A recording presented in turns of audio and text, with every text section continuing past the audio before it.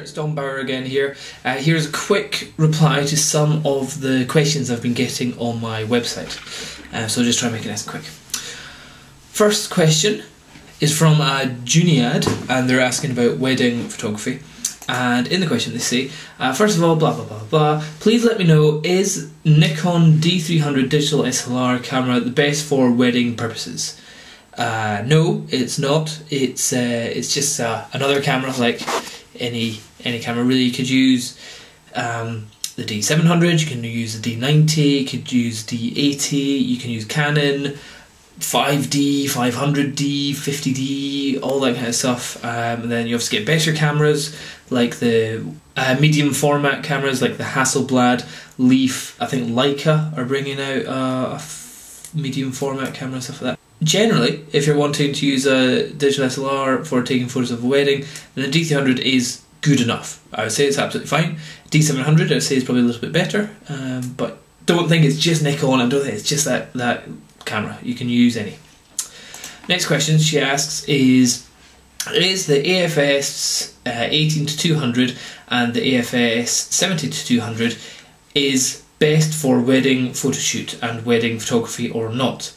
Well, that really depends on the type of wedding and the type of photos that you're going for, really. Personally, I haven't used my 18-200 at all at a wedding. My 18-200 is if maybe I go travelling, go on a holiday somewhere, I'll take that with me. But for a wedding, I'll be using pretty much more specialist lenses, usually more my prime lenses. I'll have my wide angle, my Tokina 11-16, I'll have my 50mm f1.4. Pretty much you can do a whole wedding with just those two lenses. If you also add on the fisheye lens for some more creative shots, and a slightly longer zoom, maybe something around about the 100 or all the way up to 200, then that's good. But lugging around a 70-200mm lens for a wedding is usually not really that necessary. It's a big lens, which is great for faraway sports, but if you're in a wedding in a church, if you're right at the back of the church, you can get a great shot. But generally, probably not the best, really. I like more the idea of having a smaller camera, smaller lenses, so you're not like the photographer with a big lens and everyone just kind of goes, oh, what the hell, is he going to hit me with that? I like more the guy like, hey look, he's just taking photos, got the camera. I think that's usually a wee bit kind of a less intimidating, and also you can get more natural shots if you have smaller lenses. So I always use my 50mm or the fisheye, and you don't look so obvious when you're trying to get photos of people at the wedding. But certainly they could definitely work. Okay, so the next question was from Chris. Can you tell me what kind of equipment you're using for your flashes and related equipment? The flashes I use are the Nikon SB800 and the SB900, and they're both fully wireless flashes.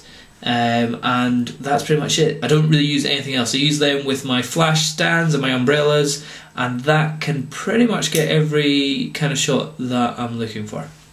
Second part of this question is, when is a wireless trigger necessary? What additional flashes do you suggest? Well, flash wise, I would say always try and go with the best flash you can get, really. It's not like cameras. Cameras you use and then they die.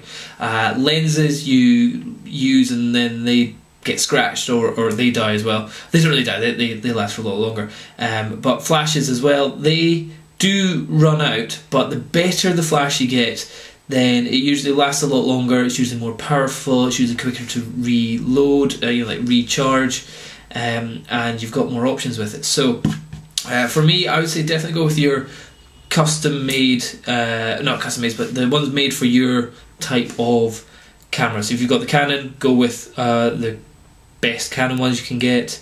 You'd never be disappointed getting the better type of flash. You'd always be disappointed getting a cheap one, I would say.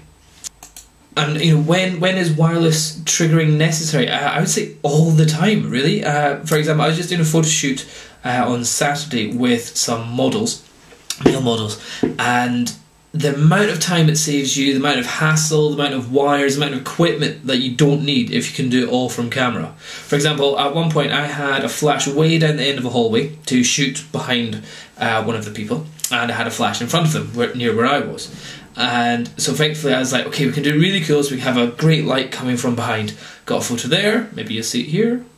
And then I said, right, okay, this I want it so it looks like you're coming out of the dark, so I'll turn that flash off. So instead of me having to put down my camera, go all the way to the flash, turn the flash off, come all the way back, but still keep the flash that was beside me on, I can just go into my camera, go beep, beep, beep, beep, beep, great, that's that flash off now.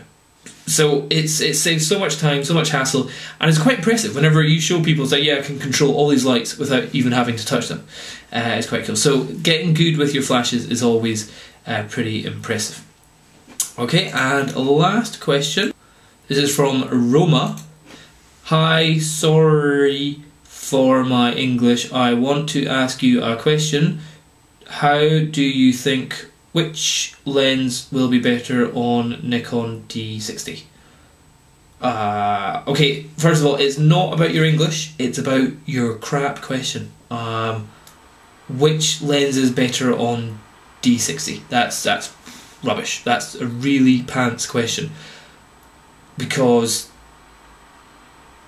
it makes no sense, really. If it's like, which is the best macro lens, which is the best zoom lens, which is the best wide angle lens, which is the best, you know, that would make sense. But which is best lens on D60? That can't be answered. You need to figure out what kind of photos you want to do, and then decide the kind of lens that you want from there, not which lens goes with which camera. But if I were to say anything, I would say if you're just wanting to get a lens, get the Nikon 50mm, f1.8 or f1.4, because it's an amazing lens, no matter what camera you put it on. But again, that's only really great if you're doing portraits, face shots, head shots, candid shots. If you're wanting wide angle, it's not going to help. If you're wanting zoom, it's not going to help. So I really can't answer that question. Anyway, there you go. Hope that's answered some of your questions, and if you've got any more, send them on my website, and they get through to me and I'll try and give you a reply. Cheers.